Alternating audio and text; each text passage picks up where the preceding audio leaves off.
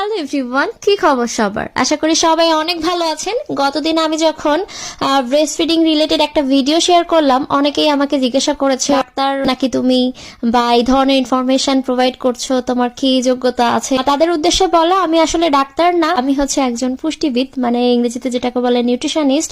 একজন ডাক্তার যখন এমবিবিএস পাশ করে, তার হচ্ছে মেডিসিনের ওপর অনার্স করা থাকে, এবং একজন পুষ্টিবিদের তার হচ্ছে পুষ্টির ওপরে অনার্স করা থাকে।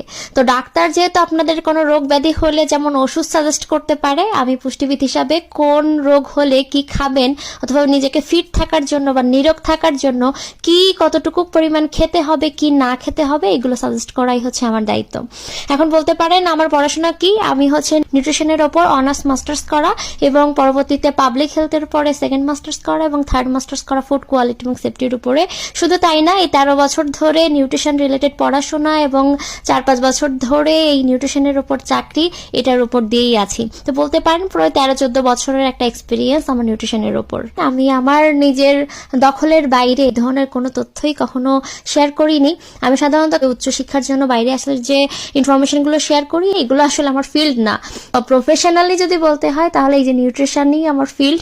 তো এখানেই হচ্ছে আমার রুজি রুটি, যাই বলেন না কেন। যে তথ্যগুলোর মাধ্যমে আপনারা আমাকে চেনেন, সেটা আসলে আমার রুজি রুটির কিছুই না।